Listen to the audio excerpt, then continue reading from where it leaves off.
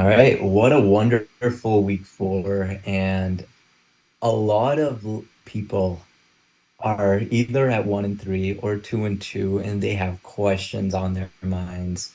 Do I buy a certain player? Do I sell this player on my team, or should I hold this player? And we are here to figure that out and help you guys get through that. So let's discuss some of the hotter players this season. The Dolphins running backs, Devon Achane, Raheem Mostert. Raheem Mostert is a running back two, and Devon Achane is a running back four. So, Corona, do you think this is sustainable? Are these two backs, are you buying them or selling them or holding? I think if you have Raheem Mostert, you sell. And the only reason I'm saying this is I believe he's 31 years old and he's had a history of injury. That Miami offense is explosive, and I feel like it's explosive enough for just Devon Achane. So if you can get value for Raheem Mostert, say if you're struggling at receiver, you can get some pretty good pieces for Raheem Mostert right then and there. So I think it's a pretty clear selling to me. Yeah, I do think that this is probably the peak that it's going to be for the Dolphins running backs. A-Chain is someone who's very interesting. Maybe I'd hold A-Chain, see his usage for the next couple weeks, especially in a split backfield with Mostert. It can only, be so well for a split backfield, go so well. So that is a concern. I think ideal world, one of them gets injured, the other one becomes top tier running back, top three running back material potentially. But I would say hold with A Chain and sell Mostert as well. I agree. I definitely agree. Moving on, Adam Thielen, manager FanDuel. What's your opinion on Thielen? This one's a tough one. A lot of people also wrote him off. Older wide receiver coming over from Minnesota this year. Rookie quarterback, Bryce Young. What's going to be the situation? New head coach. Um, I personally, right now, would hold on Thielen. I like the way he's playing a lot. He's a top 10 wide receiver in PPR. I think he's averaging somewhere around 17 and change, 17 and a half points right now in PPR, which is fantastic. And he's doing it on a consistent basis. He's averaging at least 15 to 18 points for 3 out of the last 4 weeks. The only week he didn't average that was week one. And we all know week one, anything can really happen. Offenses are still getting into their groove. And in the top 70 wide receivers from Carolina, there's only two, Adam Thielen and one other wide receiver. I think Terrence Marshall Jr., if I'm not mistaken. So it really shows the lack of talent that the Carolina offense also has. So I'd hold on Thielen right now. I really like what he's producing. Yeah. That is a tough one, and only because he, again, I'm bringing up age, but it is an important matter. He is 33 years old with a rookie quarterback, um, but he's getting the targets, and targets is a lot to ask for these days. If he's getting that volume there, then I agree he could be a hold, but I think it's also a fringe sell, in my opinion. I think you can get a upgrade if you stack someone else with Adam Thielen.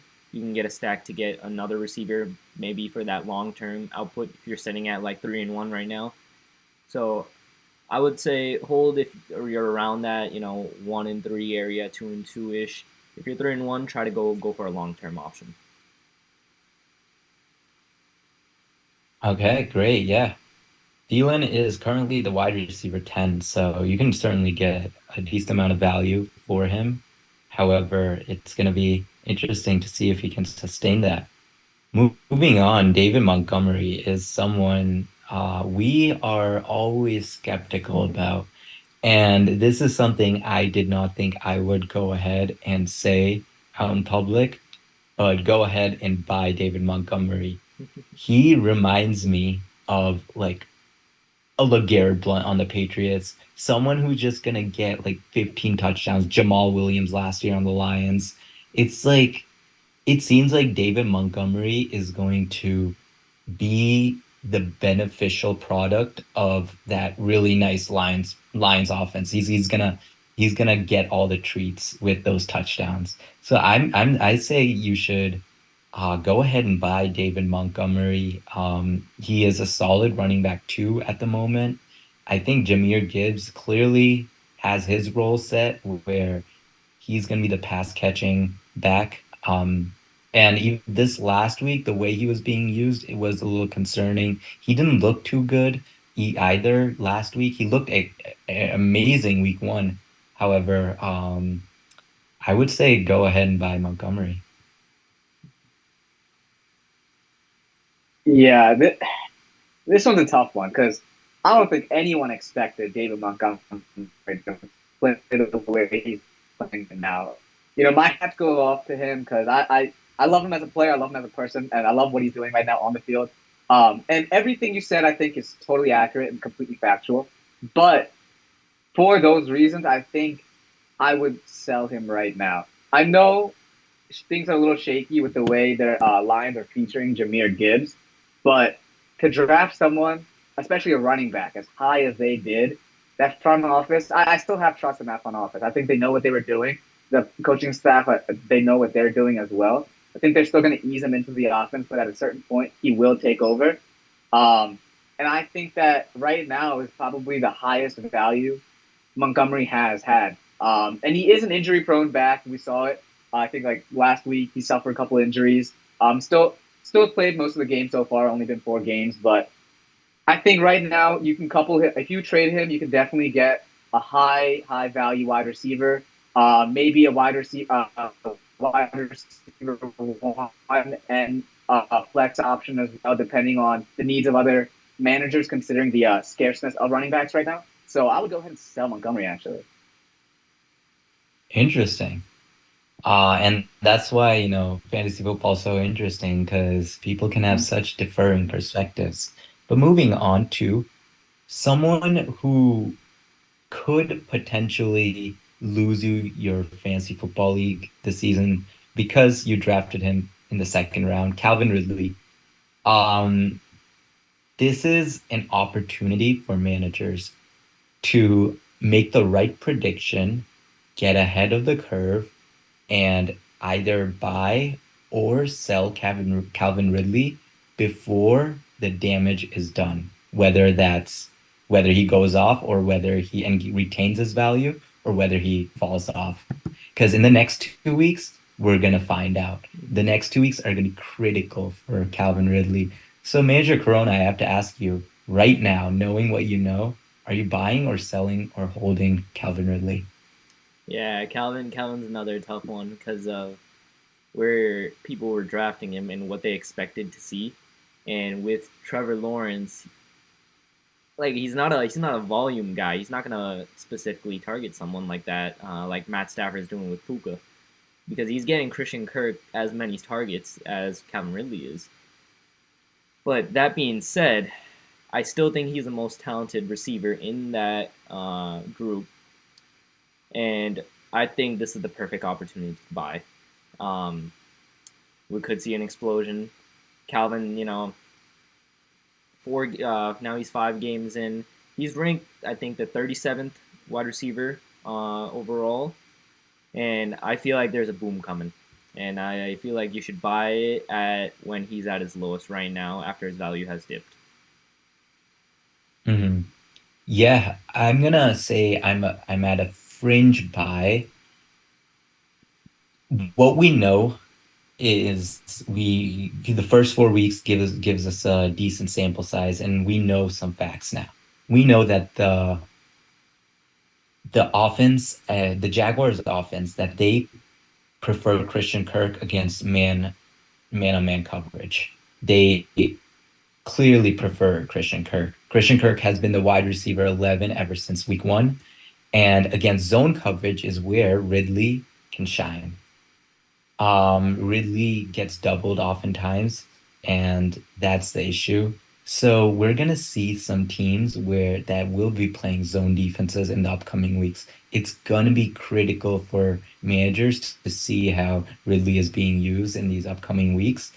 Because if he can't figure out the zone either, then there's a problem with Ridley. So I would say fringe buy, but I wouldn't be selling too much on your own team to be buying him. Moving on, we got DeAndre Hopkins, wide receiver 47. Mm. Man, this one's a tough one because DeAndre's been that guy. I've been watching him since a young kid. Always been balling out. Like, always had high regard for him as a fantasy player. He's had a couple off the field issues, injuries, and everything. He's getting up there in age as well. Lost a step a little bit, but still has one of the best hands in the league. Really high on him too, coming into the Tennessee offense with Derrick Henry in that backfield. Really thought defense would be keying in on that run game, leaving that passing attack more to be open. And Tannehill's more than serviceable quarterback. No one's saying he's a game breaker, but he can definitely manage a game pretty well. So I had some high hopes, but man, seeing these last couple weeks, the target share is declining and declining. Week one was great. He was targeted about 7 times, 13 times actually, which is pretty great. But after that, it was 5, 7, and 6 respectively. I'm not really too pleased with what I'm seeing from the Titans offense. Their defense is playing fantastic, but the passing game isn't doing too well. The running game is a little awkward right now with the split carries between Spears and Henry as well. So the offense just looks kind of in a flux. I would go ahead and sell DeAndre Hopkins. I'm not too pleased with what I'm seeing. And yeah, I completely agree with you. I think I'm ready to sell him. Like you said, the target share has been decreasing, and he's not producing the numbers. The Titans offense, like Ryan Tannehill, yeah, he's a good quarterback. I just don't think he's going to be the target guy for DeAndre Hopkins. Um, Talent, obviously, he'll have the talent. It's just you need opportunity in fantasy football, and how can you like shy away from a guy like Derrick Henry when you can use him right then and there? So, I think D Hop is a sell for me. Okay.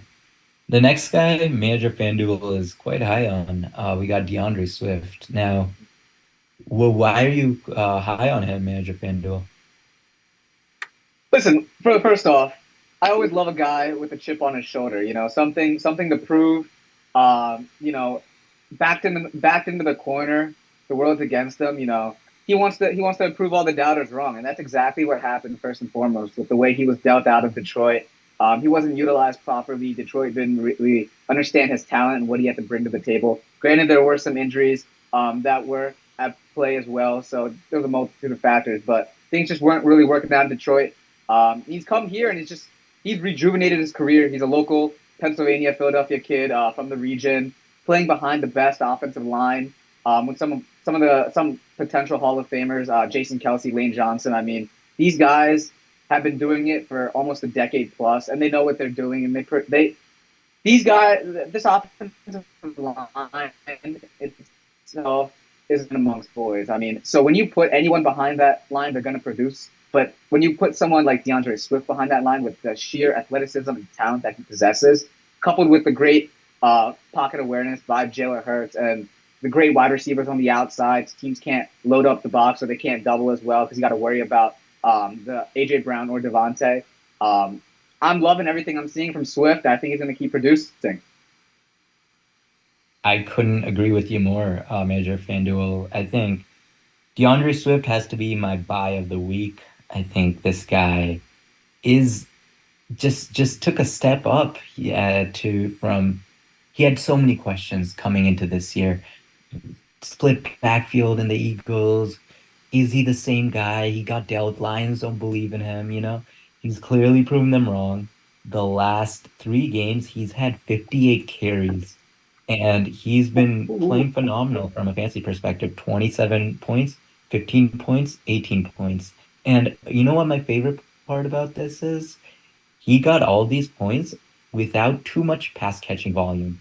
That's what I'm loving. He only had eight catches between those 3 games. So, we all know that DeAndre Swift has the ability to increase his pass catching volume, and he's a threat. Hopefully, Jalen Hurts does feed him, but if you have the opportunity to buy DeAndre Swift, go and do it right now. The last guy we're gonna discuss about is Dameon Pierce. He is currently the running back 27. Slightly disappointing. What do you think, Rona? Yeah, he's not off to too hot of a start. Considering that the Texans were a surprise offensively on how well they've been doing with that passing attack with C.J. Stroud. Yeah, I think he surprised a lot of people. Um, I'm not just saying this because I traded for him, but I do think he's a good buy right now, especially at this low. You can practically get him for something even cheaper. Um, and I think he's a good pure runner. That's my only thing. And with that Texans offense, they're gonna have opportunity to score, which means Dameon Pierce will have that opportunity as well. Who else is rivaling him there? Like I don't really care about Devin Singletary. So I'm liking the buy here. As you recently just did this morning, you bought Dameon Pierce in our league, FLM. I have to agree with you mainly because of CJ Stroud. He is the bright spot in that offense, and that tells me that the Texans offense will be scoring a little more, which will give Dameon Pierce more opportunities to get in the end zone. We know he's talented, but I think it was that Houston Texans offense holding him back. Mm-hmm. With CJ Stroud developing, as that offense develops, as Nico Collins and CJ Stroud build that connection, get them down the field, we're going to see Dameon Pierce more often at the 1 yard line, at the 3 yard line, getting some of those touchdowns. So I'd go ahead and buy Dameon Pierce, especially if the manager holding him is a little underwhelmed at the moment. And that's going to wrap it up. We discussed 8 different players today and whether we would buy, hold, or sell. Hope you guys enjoyed. And until next time, thank you. Peace.